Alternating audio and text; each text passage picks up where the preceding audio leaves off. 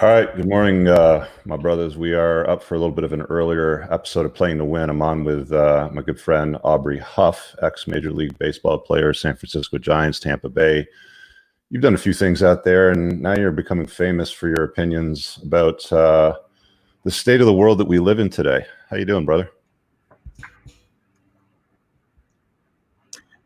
Rich, I'm doing great, brother. Yeah, my Twitter feed's blown up, I think, since the last time we spoke. It's been probably, a good 8 or 9 months we spoke last on your show. And I don't even remember if the Giants was a story yet when we talked, when they uninvited me from the World Series reunion. And that was when I just said, you know what? I realized then that this First Amendment right, our right to literally say what we want, is under attack. And that's when I said, you know what, if I'm going to get uninvited to a 10-year reunion, it's time to start mouthing off and really start getting loud. So that's what I've been doing. Cool. Your signal's a little weak. I don't know if you want to maybe just kill your video and run audio, because your audio is breaking up, and we just kind of really need to hear you more than see, even though you do have a pretty face. Should be a little. Okay, yeah. Let me. I'll stop the cam. Yeah, there you go. Yeah, that's a lot better. Okay, cool. To kind of set the tone, let me just play this clip that, because I texted you after I retweeted this. I'm like, yo, man, we got to do a quick chat on this. So I'm going to throw it in the stream here. It's like a quick 2-minute clip. You guys should be able to hear this. So let me just hit play and just listen up. I just got an email from my boys' Friday Night Flag Football League saying that they have not been given the green light to start their season. No doubt their season will most likely be canceled here pretty soon. They can't go to school already in the fall. They can't see their buddies. There's no sports whatsoever. We are ruining our children's futures. We're ruining our children's health, and more importantly, their mental health. And I blame you mask Nazis out there, the people out there that are afraid, driving around in their cars with a mask on, that can't think for themselves, and you're projecting your fears onto your children. I'm no longer in this together with you guys. I never was. Ask yourself this: are your kids in this together with you? I would venture to say that they're not. I have had hundreds of direct messages from parents saying that, their high school juniors and seniors that had opportunities to go to college on sports scholarships are now worried because they're not getting recruited right now. They can't play sports. Nothing's open. Travel ball leagues are shut down. Little leagues are shut down. We are making our kids fat, sick, and dead. I just got back from a bike ride. I saw multiple families riding these electric bikes, not even pedaling, with masks on. We've got kids rolling around with electric scooters. As a father, I'm fighting for my kids' right to literally breathe. If I didn't have kids, I would be in the mountains right now, in a van down by the river, not giving two fucks, watching the world burn. But because I have these two children, I'm fighting for them and kids all across this country, all over the world, that are falling victimhood to you mass Nazi fear-mongering pussies. And that's what you are. All right. Well, fair to say you have an opinion about that, yeah? Aubrey, can you hear me, bro? Yeah, okay. Man. All right. Is this working out okay? Are you hear? Yeah, you hear me? A bit of a delay. You know what, in the Rich? audio, let me call you back from my phone. I'll call you back from my phone off Wi-Fi on a roaming, and it's always better that way. All right, yeah. So if you just click that link that I dropped in your Twitter DM, it should open up on your mobile device pretty easy too. So I'll just wait for you to do that. You got it. All right, see you in a minute. All right, so while he's doing that and getting connected back, you should give him a quick follow on Twitter. He's been blowing up. I think when I crossed his path, I came across him about 5, 6, 7 months ago, maybe around the time Rolo first talked to me. He had 30,000 subs. He's close to 200,000. Really interesting dude. He's outspoken, of course, on some opinions. And unlike most public figured athletes who are doing things like bending the knee today, he's standing up and offering a view that's somewhat counterintuitive to what the mainstream media and the mainstream narrative is trying to pull you into. So you can follow him there on Twitter if you like. Looks like he's just connecting right now. Let's add him back to the stream. We'll remove that. Let's see how the audio is there. All right, how's that working? Yeah, it's a lot better. It sounds like there's no delay now, so you're good. So let's just skip over the whole San Francisco Giants and how you got uninvited from attending because your political opinions and views. I kind of wanted to hover around parenting on this one and like the state of things because stuff's changed a lot since we talked last with this, so-called pandemic that's been going on. And I've seen I've seen the general feminization of the Western male going on for a while. In fact, I did a video. I pulled it up here. I'm going to just drop it in the chat for you guys to open up later. But I did this February 23rd, 2017. So you can watch that. Just open up in a new browser window later. But this is something that's been going on for a while, guys. And is this something that you just noticed recently doing what you do on Twitter and running your podcast and talking to people, or is this something that you've been aware of for quite a few years now? No, yeah. When I played baseball, I never really realized how weak the Western male has become. I was around 24 other alpha males pretty much every day. You cannot be a beta male and play professional sports. And then I got out and I moved to Southern California, living around the San Diego area. And my brother, if you want to spot peak beta male, come to Southern California. They're everywhere. It's, and that's where I really opened up my eyes and realized what's going on. And it's not just Southern California. It's really gone all over the state and pretty much nationwide now. It seems to be a trend. And I really believe it started happening from society. And I think more importantly, from even our religion, our churches has feminized men. I mean, I don't even like going to church anymore because I've realized I have a relationship with God, but I don't go to church because even the music's soft. It's really effeminate. And, I feel like that's not what Jesus was. And I feel like a lot of society is doing that to men. Men are being told that women like their men sensitive and soft and caring. You can have those things, but there has to be an element of a man that's alpha, that provides, protects. And, in my bio, on my Twitter feed, I say that I'm protector of toxic masculinity. I say that as a joking way, but in a lot of ways, I'm serious too, because we need to have that masculinity back. Not in the sense toxic masculinity when you think about beating your wife and getting drunk every day. That's not what I'm talking about. I'm talking about soldiers that go out there and fight for our right to have our freedoms in America. They will go out there and grind their ass off to provide for their family and be great dads. That's the kind of masculinity we want, that we need, that women want. And the beta male today, they're absolutely confused of what they've been taught growing up. One of the things I've noticed I've been doing a lot lately, especially since school's been out, because they basically canceled school here. I'm in Toronto for those of you guys that don't know, but they canceled school here just the week after March break, which is around, I think, the second or third week of March.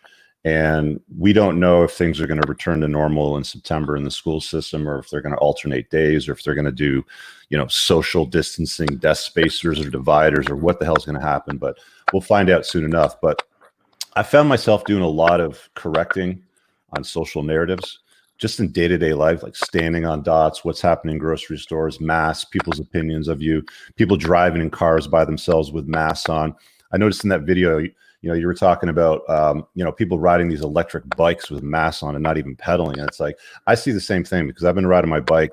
I mean, the gyms are still closed. They're actually going to open on Friday here, thankfully, finally. But I've been doing a lot of cardio just to try to keep the conditioning up. But you see these people on these bike paths, and they're on these electric scooters and bikes, and they're the ones that need to be pedaling. Like, they need to move their body more. It's like, this is the systematic weakening of the human male. Like, the Western male is becoming pussified because of things like this. And I find myself constantly correcting the social narrative to my own child to let her know what the truth and what the reality of the marketplace really is, the world as it stands. You find yourself doing that with your boys a lot? Oh, it's kind of, I've done everything I can to keep my boys away from any kind of social, conditioning as far as TV goes. I'm very mindful of what they watch. The school system, the public school system, my kids are in public school. Unfortunately, they're not going to be able to go back this year. And I've raised them up to say, listen, guys, when your teacher talks, and let's be honest, I say 90+% of all teachers are female. And they're being indoctrinated by a lot of women in the school system and a lot of their opinions. And I tell them all the time, guys, when you guys go to school, listen to your teacher when it comes to subject matter, when it comes to them teaching you math, historical facts. But when they start spewing their opinions, which a lot do nowadays, I want you to pretend like she is the teacher from Charlie Brown. Wah, wah, wah, wah, wah. I want it to go in one ear, out the other. And that's up to us as parents to teach them the way of the world. For me, when they come home, we have life lessons. You know, we go out and we create in the garage, we build, we're making swords and shields. They're making like apocalyptic type weapons. You know, when the riots were going on, we went outside with one of my old wooden baseball bats, hammering nails in it to have like a little weapon for them. I'm teaching them how to shoot guns. You know, I'm teaching them how to cook, barbecue. We're doing manly things. We just got back from a trip in Utah, cliff jumping out in the lake. And so we do a lot of stuff that guys do, right? And we don't have enough of that in today's society. I'm lucky enough, Rich, to have a gym in my garage. So the gym shutdowns aren't that big a deal to me. I make it a point when the kids aren't going to school right now that they go in the gym with me, do a little light workout, push-ups, sit-ups, body weight squats. They're only 11 and 9, so we're not doing like heavy lifting or nothing, but they're in there working. And I take 2 hours out of the day where we have to get out of this house, go somewhere, whether it's on the beach, at a baseball field, play catch, go to the beach, throw the football around, something. They have to be active a couple hours a day. And then after dinner at 6 o'clock, they have their free time. If they want to play video games or what have you. But you, as a parent, we just can't let our kids sit around because you're lazy and don't want to deal with them, giving them technology. And I think that's what's failed a lot of the people that are out today, these social justice warriors. They've been raised on all this technology. Now they're grown up and we're seeing the whirlwind of that. So I believe technology is a big problem of what we're seeing in today's Western male. Yeah, I'm seeing this. It's almost like the mainstream media and a combination of that and state involvement is looking to run our households and our kids. Because during the normal school season, when it's been a blessing and a curse for me because I work from home, you know, for the most part, right? I know that you're retired from baseball, but you're working on your own projects. But when you've got parenting time, because we're both divorced, so we share custody sort of thing. But when you got parenting time, you can't get much done because if you're not parenting the kid, they're going to sit around and default to what the social narrative, what the mainstream, you know, media narrative is, what social media gets kids to do, which is sit and stare at a screen. And they'll play screen games. They'll look at social media platforms like TikTok and nonsense like that. And they're not being kids, right? Like, it's amazing what happens when you take kids out of that environment and you give them a stick. And it's like, you know, they'll go and dig a hole with a stick for like an hour and a half when you take them outside in the sun in some field. But you bring them inside and they've got access to a screen. They'll just sit around and they just become a zombie. You know what I'm saying? Yeah, it's unbelievable. The minute they, within an hour of getting off technology, you see their brains start to fire. They'll start getting paper out and start drawing and painting and creating. It's technology is nothing but a distraction. Now, I have a rule, and a lot of people love this rule. So you have your iPads, right? I'm not an iPad Nazi. I played video games as a kid growing up, but I would always go out and play first. And after dinner, that would be from like 7 o'clock at night until I went to bed. I'd play video games, big deal. But I did my work all day long. I have a rule with the iPads. Charge them to 100% every Sunday and give them access to say, listen, kids, you can use this iPad right now, Sunday, for 4 hours until it dies, or you can use it a little bit throughout the week. And when that thing's dead, it's dead for the week. So they get about 4 hours. An iPad's typically 4 hours, you know, to play on. So they get 4 hours for the week to play on that iPad. So it teaches them to play on it in increments to manage their time. I've found that's been very useful, very helpful, because then they don't complain. They don't bitch about, you know, you don't let me play on the iPad. You have your iPad, but you manage your time on it. Yeah, that's a good way to go about it. I mean, there's a lot of these time management apps and parenting apps that like kill off screen time after a certain period of time. And that's what I use right now. But I think that strategy of just taking away the charger after Sunday, and all right, you'll get the charger again on Sunday, and you can charge it back up then. So manage your time. So I like that too. That's a sweet way. How do you feel about like the public and the media criticizing the way that you parent your kids? Like I never saw this growing up. Like I never saw my parents getting like I got spanked if I was behaving like a prick, right? And I probably deserved it. I mean, if I'm being honest, I did deserve it. But today it's like if you have an opinion like, hey, I'm going to teach my kids how to zero in a scope on their 22 and take them to the range. Oh, you're a terrible father because you're doing this. Like, it almost seems like they want to involve. When I say they, like I'm just talking about state involvement, mainstream media. They want to involve or impose their opinions and views on you and your lives in your own household, right? It makes it tough to be, head of your own household, to be king of your castle when all of these inputs keep coming in from all these other opinions. What do you think about all that? It's funny. One of the biggest direct messages, I can't even keep up with them anymore, Rich, from all the haters. But a lot of it is, I feel sorry for your children. You're a father, and I'm like, what? Shaming, yeah. Like when I'm around my kids, I see the love in their eyes, how much they love their dad. We do amazingly fun things together. I went, one of my big tweets was taking them to the gun range. This is about a year ago. And I had the grouping shots of the target there with my boys at the range saying how proud I was of taking them to the range to shoot guns. I got crushed for that. Like I got people calling me as I'm raising school shooters. I mean, what the fuck, really? I'm teaching them how to properly operate a weapon at a responsible location at a gun range that is legal to go into. And half the comments I got on my Twitter feed in the comments was talking about how bad a father I was and how ridiculous my kids are because they're going to grow up to be school shooters. And I thought to myself, oh my gosh, that's the world we live in now. Holy shit. And just recently, last week, my boys have gotten to the point where we just don't go to the gun range and they shoot their own, they don't rent a gun. I bought them one. Each one of them, they're 11 and 9. I got them each their own AR-15. And so, to me, they're responsible enough to learn how to shoot. They've been renting one at the gun range and learning to fire that thing for the last 6 months. Mm-hmm. And now they're probably better shooting that thing than I am. So, I went out and got them one and they can't wait to go to the gun range. That's one of their favorite things to do besides go to the beach. But, I think it's, especially in this world we live in, Rich, I don't know how you feel about this, but I feel like this world is never going to be the same after all this COVID nonsense. And they've been trying to take away our guns for years. You got riots and defunding the police. We're going to have to, as men, it's going to be up to us to protect our own households because I don't see, this is going to get uglier before it gets better.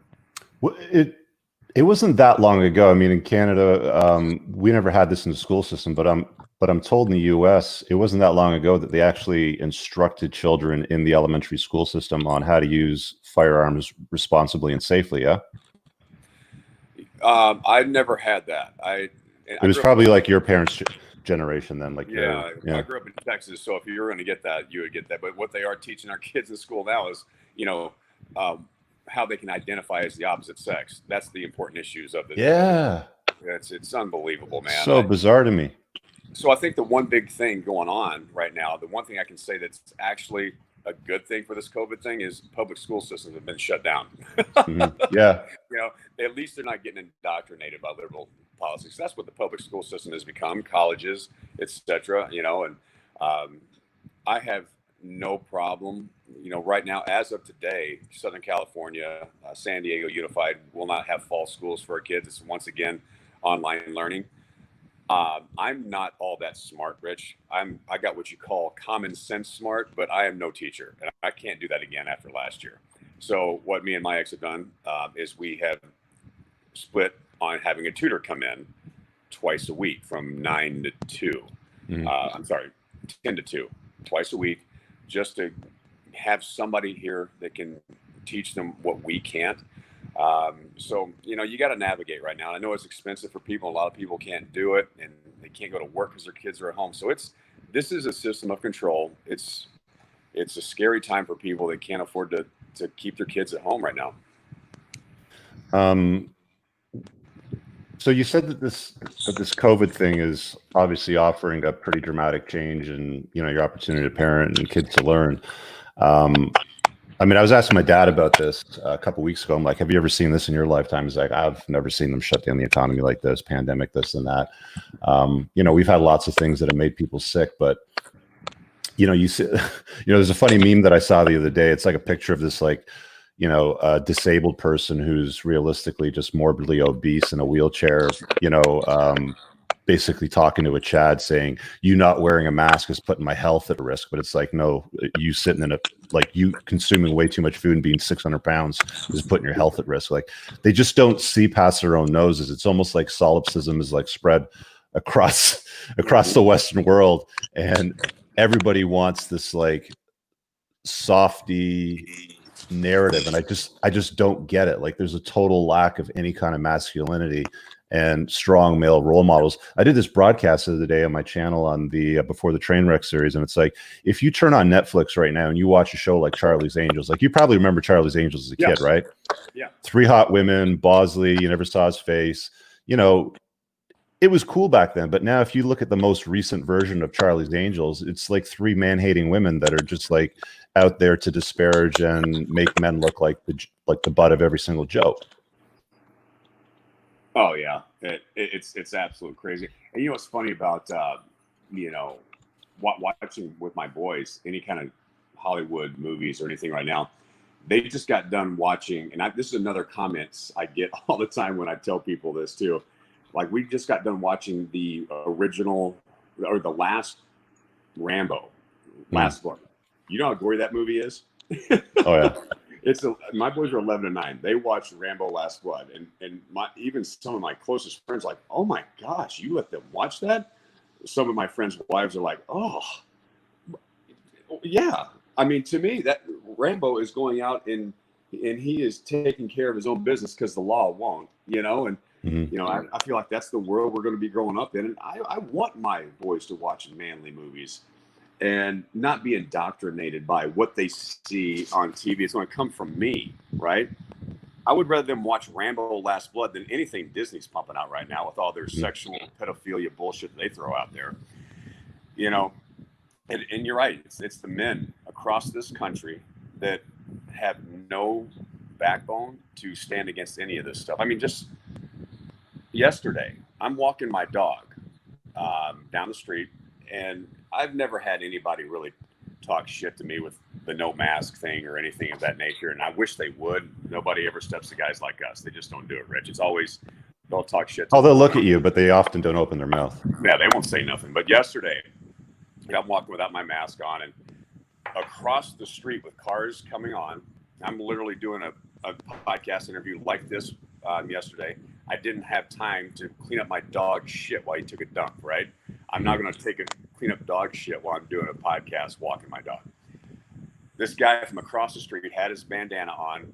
Hey, yelling at me. I'm like, what? You going to clean up your dog shit? I'm like, you can do it. He just walked away, turned around like mumbling something under his breath. He's going to yell from across the street from oncoming traffic to worry about my dog shitting in a place he's not even close to. Yeah. Like, people are so quick to jump into your business nowadays and record something, or, if you took away all this technology we have right now, if you knocked out every cell phone tower in the country, in the world, where there's no more social media, I guarantee you, Rich, that moment, this pandemic would be over. Yeah, a lot of that outrage is manufactured by cell phone cameras. There's no doubt. There's just no doubt in my mind that if cell phones did not exist, cell phone cameras and social media did not exist, there would be no place for it.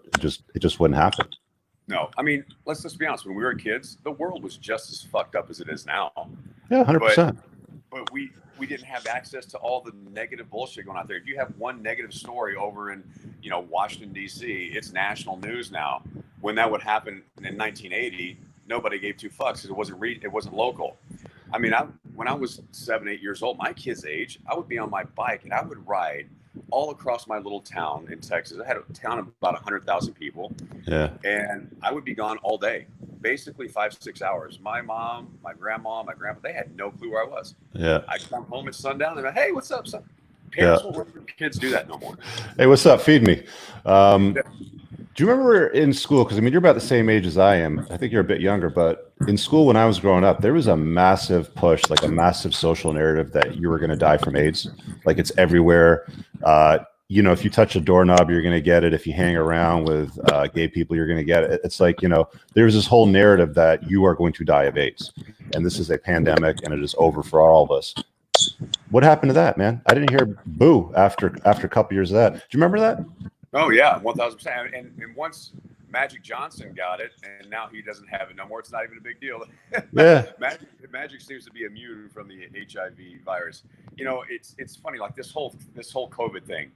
You know, if you just do your research and connect the dots over the last 6 months, it's so obvious what's going on. And you know, these mask Nazis out there that are yelling down at you to wear your mask. Listen, if mask works so well and you're wearing yours, then you shouldn't worry about me not wearing one, right?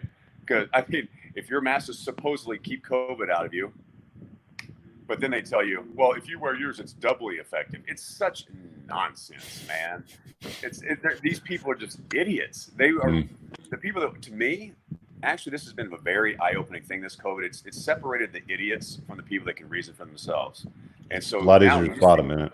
Yeah, when I go, listen, the only time I wear a mask is when I'm mandated to. I have to here in Southern California to go into a grocery store. They won't let you in a grocery store without one. So I'll go in there, and my favorite game to play is mask on. And whenever I get in there, just see how far down I can get it to where I get people like backing up against the food aisles and sliding by me. And I'm just dying, hoping somebody will say something to me. Nobody ever does. I guess, you know, like I said earlier, if you're 6'4", 225, nobody's going to step to you. Yeah, I don't know, man. It's so bizarre to me. Like they're strong and virtuous behind their keyboard and behind their Twitter icon, but you know, face to face, they don't say boo, man. They just look at you. They just look at you. You know, they're driving their cars with their masks on all by themselves inside the car, protecting themselves from what? Just getting stupid or breathing in their own carbon dioxide. dude, I literally just the other day I put up. I never been one for like bumper stickers on my truck, but I got a bumper sticker from a friend of mine who's a police officer, and it says, "I support law enforcement," and it has the blue stripe on the American flag, whatever. And this all happened in the same day. A cop drives by me at the stoplight. He looks at me and he gives me the fist pump, like, "Thank you, my friend." You know. With him, 2 hours later, I get somebody pull up next to me, and you could tell they were both probably high school kids. They look at me and they gave me the bird, right? And then hauled out. I was literally rolling my window down to talk shit to them, and the light turned green and they hauled ass when they're like cheap ass hybrid Kia, right? Right? And I'm like, this is the world we live in, where little high school bitches, like, you know, they saw my bumper sticker and they're against police officers. Yeah. These are the same idiots that, no doubt, if somebody broke in their house, they're going to be asking, "Where's the cops?" Right? The defunding the police thing, for any American out there that thinks that's a good idea, you need your ass kicked. I mean, it's as simple as that. You're a fucking moron, and you really, honestly, need to get your. If you support defunding the police, you should have no right to ever. You should have this little mark on you that says you have no right to call cops when anything bad happens. Yeah. It's I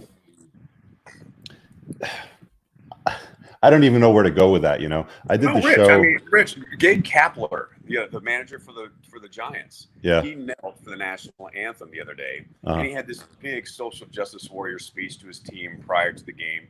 You know, he was talking about, hey, we got 60 games to do whatever we want. He was worried more about social justice than winning baseball games, and that's why he's a failed manager. Yeah.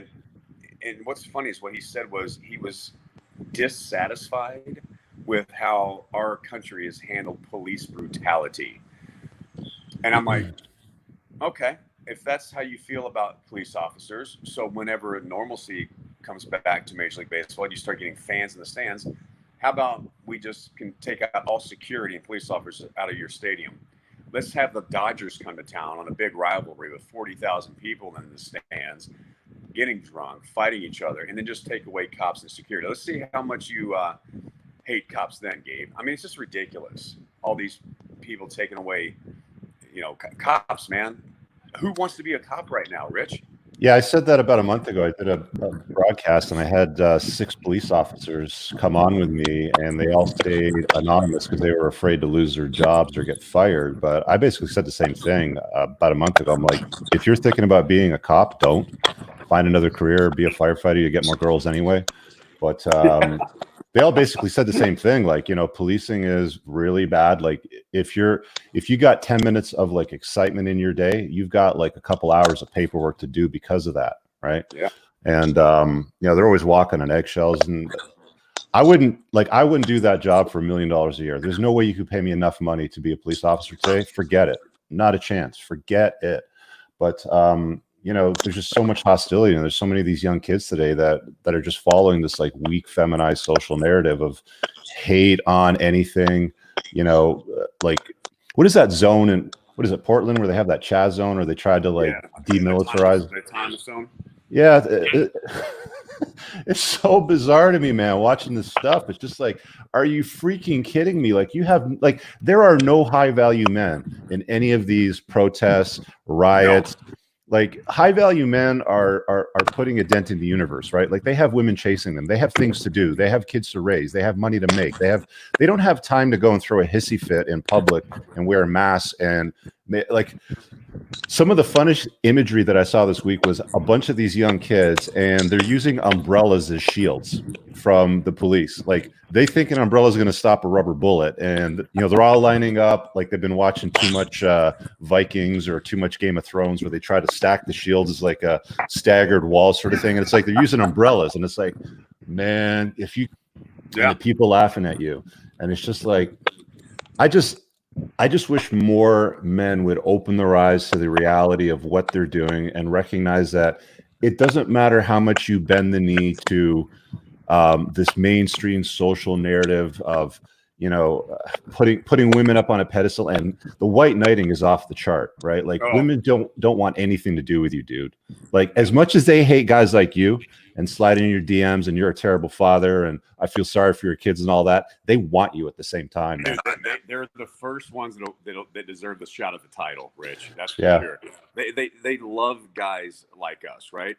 At the end of the day, they're going to talk down to us and they're going to try and control us. But women want a man who's masculine, that's willing to stand up to them. It's almost like I had this rule, and I didn't know this as a young man. It was almost like it was opposite when I was younger, but now I've seen the truth. The hotter she is, the more you ignore her and kind of treat her like shit in a way, the more she wants you. It's really weird how that's happened. That I've seen that over my last 3 years, especially since I've been divorced. It's been an eye-opening experience. And you've touched on a great point. It's like all these guys out there that are in the Chaz area or tearing down statues or any of these social justice warriors guys, if you look at them, every single one of them is 130 pounds soaking wet, no muscle tone, tight jeans, always in a man bun. They have nothing masculine about them.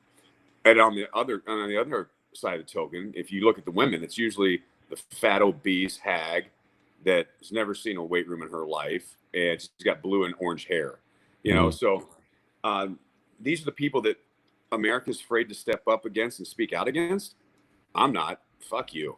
You never ever see guys like me and you going down to a statue tear down party or protesting, right? Why? Because we're busy making ourselves better. We're in the gym. We're working, we're grinding, we're making money, we're making moves. And that's hot. That's hot to other women, to real feminine, gorgeous women. They love that shit. I think you and Rolo say this all the time, right? The women sit at the finish line and wait to fuck the winners, right? Yeah, they wait at the finish line and they pick the winner. Yeah. It's like, I try to picture myself here thinking, I have nothing better to do with my time that I would want to manufacture indignation and drama and go down to a statue or a monument of somebody from 100, 200, 300 years ago that did something significant and take it down because at that time, something was common that might be offensive today. It's like, you have some growing up to do, man. Like you have some serious thinking to do about your position in the world and your life, but I don't see that changing too much, man. Like, I see more and more of that happening. I see more and more guys transitioning into that sphere, like into that space. And it's real tough to watch. I'm more of the kind of like sit back and let it burn sort of mentality at this point. I know you mentioned that video that if you didn't have kids, you would be up in the mountain doing that right now. But I just take care of my inner circle, and I just say, all right, look, here's the facts as I see them. Hear the opinion of the mainstream media, hear the opinion of the school system, hear the opinion of teachers and your peers, but don't be sheep. Don't be sheeple. Rich, it's I kind of did a little rant, I guess, on a video, kind of half joking, just pissed off at Gavin Newsom for what he's been doing in California. And I kind of teased about running for governor. Mm-hmm. In that video, I mean, I got so much support, and I was like, wow. It was almost, I almost started thinking, like, I remember a interview by Donald Trump on Oprah years ago, few decades ago. And she'd asked me if he'd ever run for president. He said, you know what? I really love what I do. Probably never would ever run for president. But if the country got that bad, then I'd maybe consider it. And I remember that interview. And then I started thinking to myself, I would never want to be in politics. I'm not politically well versed. But seeing the people that are running these countries, these states and cities, I'm like, shit, any idiot can do it, obviously. And then I just kind of made that video about running for governor of California. People were like, please, Aubrey, run. Please, Aubrey, run. And I'm like, holy shit, I'm about 90% sure that I want to run in 2022 against this guy. I mean, we need more men, real men. It's not these beta males having just infiltrated our streets and tearing down our statues. They're in our government. Oh, yeah. They have no backbone. They have no balls. They have no conviction. They're being told what to do by the powers that be, behind the curtain. And they're just puppets. And we need more men in there like Donald Trump, who doesn't give a shit, has his own money. He's not a politician who will actually, what he's trying to do is drain the swamp. And that's why we have all these crybabies right now. He's on to everybody. And these leftist behind the scenes goons and elitists, they're fighting back, and they're using this dumbed down social justice warriors that have been growing up in the participation trophy generation to do their dirty work. Yeah. I wonder though, because I look at, your president right now is Donald Trump, and he's about as alpha as they come, and he can't even get much done.